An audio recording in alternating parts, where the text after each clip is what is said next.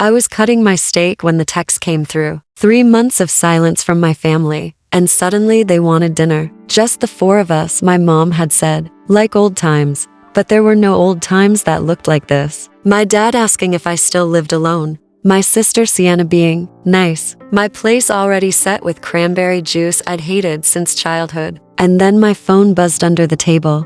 Get out. Don't ask questions. Just go. From Jonathan, my sister's ex-boyfriend, the one person who had no reason to protect me. If you believe silence can speak louder than words, subscribe to Revenge with Suzi. It helps me reach more people and keeps me going to bring you more stories like this. And tell me in the comments, would you have done anything differently? But I listened anyway, and that's how I found out what my own family was really capable of. My name is Alessia. I'm 32, and I finally understood what silence could do. The invitation came on a Tuesday. 3 months of complete radio silence, and then my mother's voice on my voicemail, warm as honey. Sweetheart, we miss you. Why don't you come for dinner Friday? Just family. I hadn't spoken to them since I'd finally said no. Really no, Sienna had needed money again, not for rent, but for another investment. When I refused, my dad said, she's your sister. Family helps family. I've been helping for 15 years, I'd replied. When does it end? That's when the silence started. No calls, no texts, no birthday wishes. So when the dinner invitation came, I was curious. What had changed? The house smelled like childhood, but something felt staged. My dad appeared from the kitchen with a forced smile. Good to see you. Then Sienna emerged, actually looking up from her phone. Alessia, you look great. That should have been my first warning. Sienna never complimented anyone unless she wanted something. The table was set with the good china. My spot was already prepared, and sitting there was a tall glass of cranberry juice. I don't drink cranberry juice anymore. Since when? Mom asked. You've always loved it. Since I was 12. It gives me heartburn. She paused with a confused smile. Well, there's water too. But she didn't move the glass, just left it sitting there, dark red and expectant. We sat down to eat. The conversation flowed carefully. Dad talked about work. Mom mentioned neighbors. Sienna even put her phone down. Still at the tech company? Sienna asked. Must be doing well. Living alone. No kids to worry about. Very independent. There was something in how she said independent, like it was a disease. Dad jumped in. Speaking of responsibility, how are you handling everything financially? Living alone can be expensive. I'm fine, Dad. Just wondering. If you ever need help with paperwork, legal stuff, money management, we're here. I manage my own money, of course. But sometimes it's good to have backup plans. People you can trust. That's when my phone buzzed. I glanced down, expecting work email. Instead, I saw Jonathan's number. Get out. Don't ask questions. Just go. I stared at the words, my heart racing. Jonathan and I had never been close. After he and Sienna broke up 6 months ago, I'd assumed I'd never hear from him again. So why was he texting me now? And why did he sound scared? My phone buzzed again. Don't drink anything. Just leave. Don't drink anything. I looked at the untouched cranberry juice, still sitting exactly where Mom had placed it. The drink I'd said I couldn't have. My mouth went dry. Excuse me, I said, standing carefully. I need to use the restroom. Nobody looked surprised. They just nodded and continued eating, like my departure was expected. I locked the bathroom door and called Jonathan back. He answered immediately. Thank God. Are you out? I'm in the bathroom. What's going on? You need to leave. Right now. His voice was tight, controlled. In the background, I could hear traffic. I can't just leave. They'll what? Get upset? Alessia, they're planning something tonight. How do you know? I went to pick up stuff from Sienna's yesterday. They were all there, going over some kind of plan. Your mom kept saying she'll never suspect anything, and your dad was asking about dosages. Dosages. My stomach dropped. What documents? Papers with your name on them. And Alessia, when we broke up, Sienna asked me something weird. She wanted to know if you'd ever mentioned health problems, allergies, medications, anything that might make you vulnerable. Vulnerable. I thought it was just curiosity, but now I think she was doing research. This sounds crazy, does it? When's the last time they invited you to anything without wanting something? When's the last time they were all this nice? He was right. They had been unnaturally nice. What do you think they want? I heard your mom mention making it look natural and your dad talking about how no one would question it. Making it look natural. No one would question it. You think they're trying to hurt me? I think they need you unconscious for something. Alessia, you need to get out, now. Okay, I'll leave, and check your accounts when you get home. Make sure nothing's been moved around. The line went dead. I flushed the toilet for sound effects and walked downstairs. My family was still chatting. But now I noticed things I'd missed. The way Mom's eyes followed me. The way Dad's conversation trailed off. The way Sienna's smile looked like performance, and the cranberry juice still waiting. Feeling better? Mom asked. Much. Actually, I should head home. Early morning tomorrow. The atmosphere changed immediately. Subtle, but there. Already? Dad said. You just got here. You haven't even finished eating, Sienna pointed out. And you haven't touched your juice. She was looking directly at the glass. Not at me, at the glass. I'm not really thirsty. But it's cranberry, your favorite. I told you, I don't drink cranberry juice anymore. They exchanged glances, quick, almost imperceptible.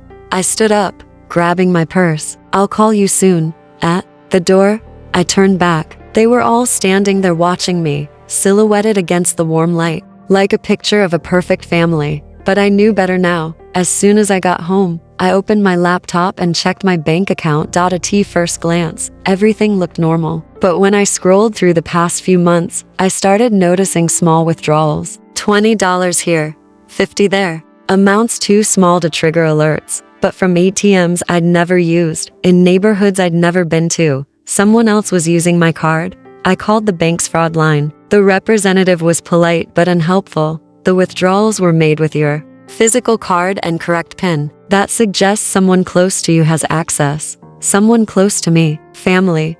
I spent the next hour going through everything. Most looked normal, but there were small irregularities everywhere. A credit card payment, slightly higher than usual. Changes to autopay settings that weren't quite right. Then I found something that made my stomach drop. 3 weeks ago, someone had logged into my health insurance account and requested copies of my medical records. The request came from my registered email address. An email I'd never used for anything medical.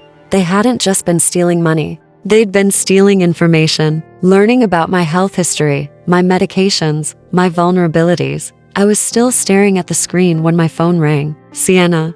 Hey, just wanted to make sure you got home okay. I'm fine, good. Listen, Mom wanted me to ask something. She's organizing Dad's medical stuff and found documents that need updating. Power of attorney forms, medical directives. Would you mind stopping by this week to look them over? Power of attorney, medical directives, paperwork that would give them legal control if something happened to me. I'm pretty busy. It wouldn't take long. You know how Mom gets about paperwork. I'll see what I can do.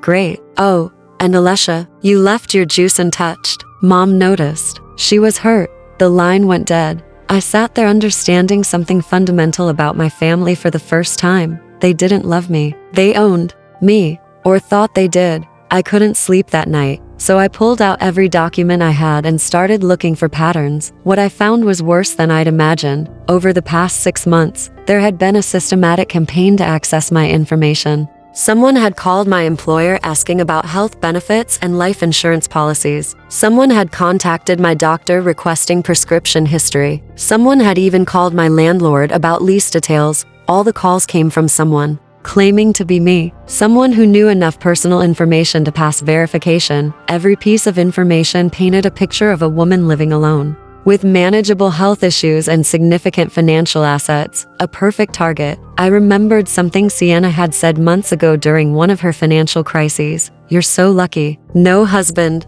no kids, no real responsibilities. If something happened to you, you wouldn't be leaving anyone behind to suffer. At the time, I'd thought she was being dramatic. Now, those words felt like a threat. I pulled up my life insurance policy. The beneficiary was listed as estate of Alessia Romano, which meant if I died, my assets would go through probate court. And with no will, the money would go to my next of kin, my family. I thought about the power of attorney forms Mom wanted me to sign, the medical directives, the research into my health and finances. They weren't planning to hurt me directly. They were positioning themselves to benefit when something naturally happened, and maybe helping nature along. the cranberry juice. Jonathan's warning about dosages. I spent the rest of the night researching drug interactions with cranberry juice. For most people, it's harmless. But for someone taking certain medications, blood thinners, heart medication, antidepressants, it can cause dangerous interactions. I wasn't taking those medications now. But according to my stolen medical records, I had been prescribed a blood thinner last year. They wouldn't know I'd stopped taking it unless they'd been monitoring my current prescriptions, which they had been.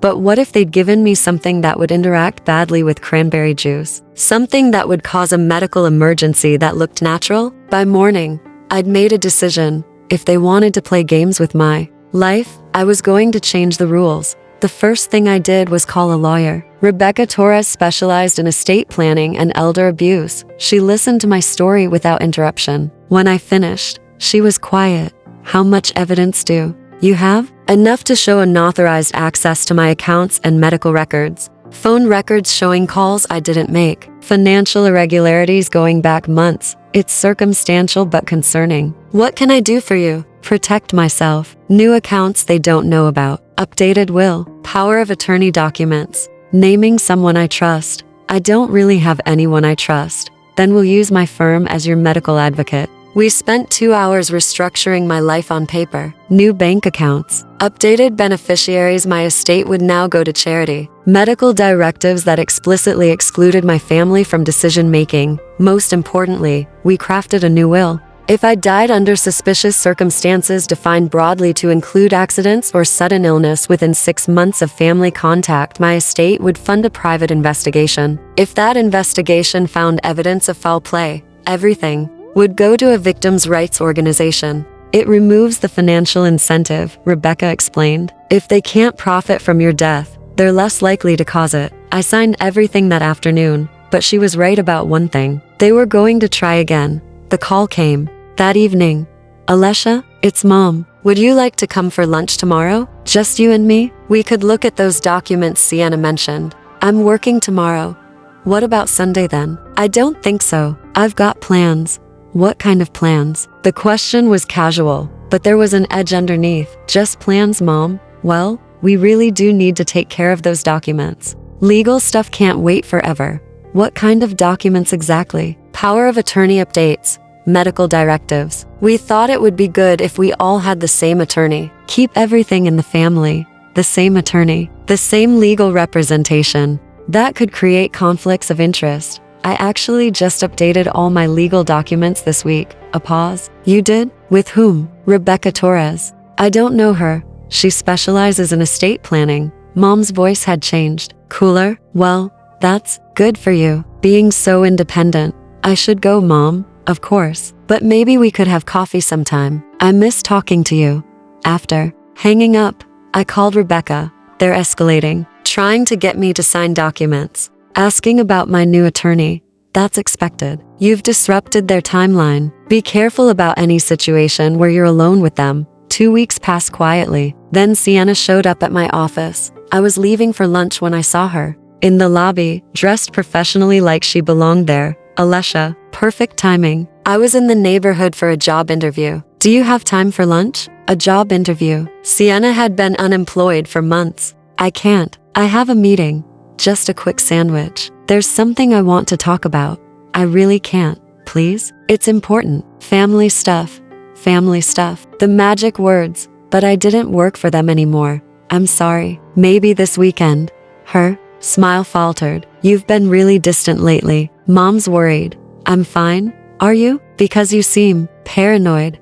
Paranoid. The word people use when they want you to doubt your perceptions. I have to go. I started walking. But she followed. Wait, I came all the way down here because I'm concerned about you. You missed Dad's birthday dinner last week. I stopped. What? Birthday dinner? The one Mom called you about.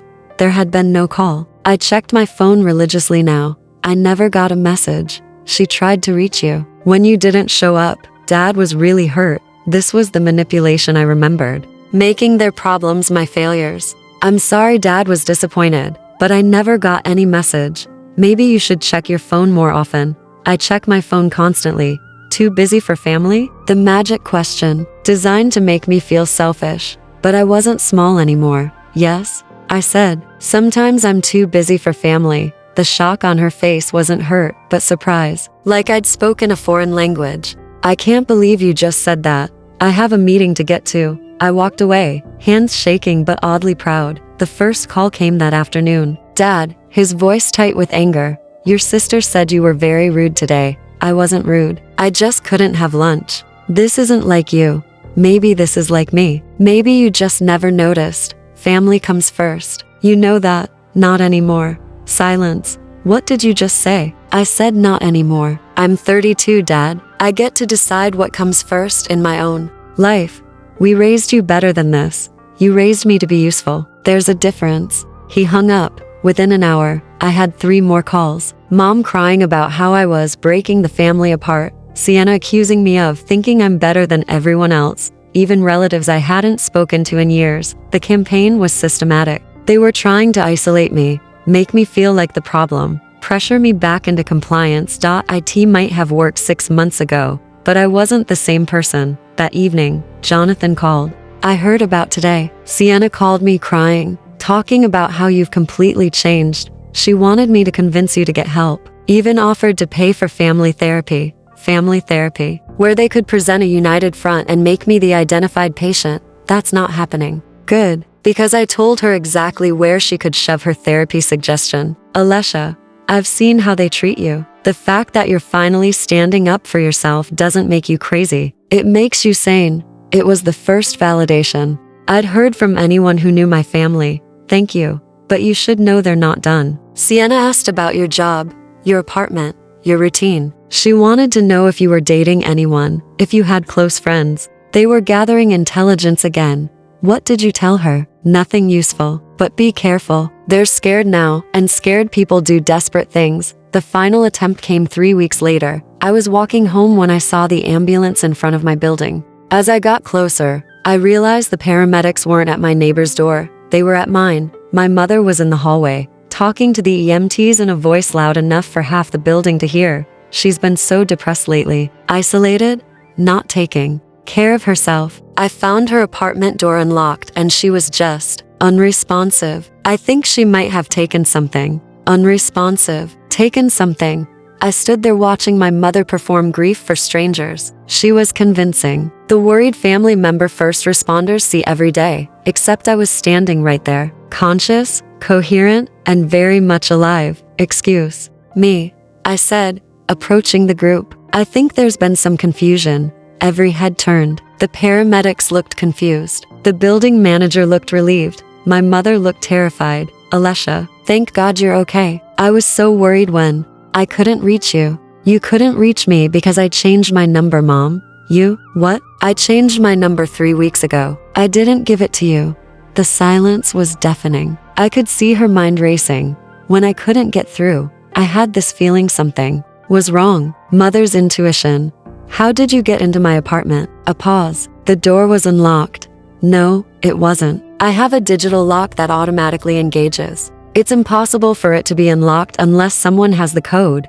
You must have forgotten, Mom. How did you get into my apartment? The paramedics were watching with growing interest. So was the building manager. Ma'am, are you having any medical issues right now? One EMT asked me. None whatsoever. I just went grocery shopping. I held up my bags. And I didn't give my mother my new number or apartment code. And you're estranged? Yes, we're estranged. The word hung in the air, not distant. Estranged.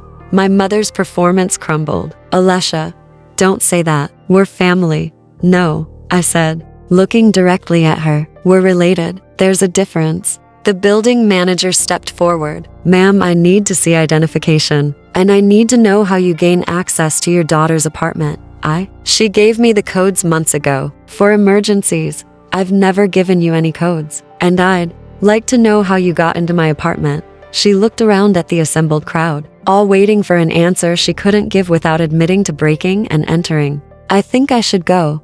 I think that's a good idea. And don't come back without your daughter's explicit permission. Otherwise, I'll have to call the police. I watched my mother walk toward the elevator. She didn't look back. After everyone left, I went into my apartment and checked every room. Nothing seemed disturbed, but there was a faint chemical smell in the air. I found the source in my bedroom. A small glass of water on my nightstand, next to a bottle of pills I'd never seen before. The prescription label had my name on it, but I'd never filled this prescription. Antidepressants, strong ones, the kind that could be dangerous in large doses, the kind that could make someone seem suicidal if found unconscious with an empty bottle nearby. I photographed everything before calling the police. The officer was thorough. He collected the pills, documented the forced entry, and took my statement. This looks like attempted fraud at minimum, possibly attempted assault. Do you want to press charges? I thought about years of manipulation and guilt trips, about systematic identity theft and medical fraud, about fake prescription bottles and cranberry juice traps, about a family that had never seen me as a person, only as a resource to be managed and eventually disposed of. Yes, I said, I want to press charges. The arrests were quiet and efficient. No drama, no confrontation. Just 3 people being held accountable for the first time in their lives. I didn't go to the trial. The evidence spoke for itself. Financial fraud, identity theft, attempted poisoning, breaking and entering. They all took plea deals. Probation, fines, counseling, and a restraining order. The house sold 6 months later. I heard they'd moved to another state. I never found out where. I didn't want to know. 2 years later, I still live in the same apartment. I kept the security system, not because I'm afraid, but because I like knowing who's at my door. Before I decide whether to answer, Jonathan and I stay in touch. He moved across the country but sends postcards, usually with messages like, hope you're still choosing peace or silence looks good on you. He's right, it does. I got promoted last year. Turns out when you're not constantly managing other people's crises, you have energy for your own goals. I have friends now, real ones. The kind who call when you're sick, who remember your birthday without expecting anything in return, who understand that love is chosen, not obligated. Sometimes people ask if I miss my family, if I ever think about reconciling. The answer is, no, I don't miss the stress or the guilt or the constant feeling that I wasn't doing enough. I don't miss being useful instead of loved. What I have now is better. I have peace. I have boundaries. I have a life that belongs to me. And I have silence. Not the angry kind, or the bitter kind, or the kind waiting for an apology that will never come. The kind that chooses itself first. The kind that understands not all relationships are worth saving. The kind that knows the difference between being alone and being lonely. They thought silence meant weakness. They learned the difference. My name is Alessia Romano. I'm 34 years old, and I finally understand what silence can do. It can set you free.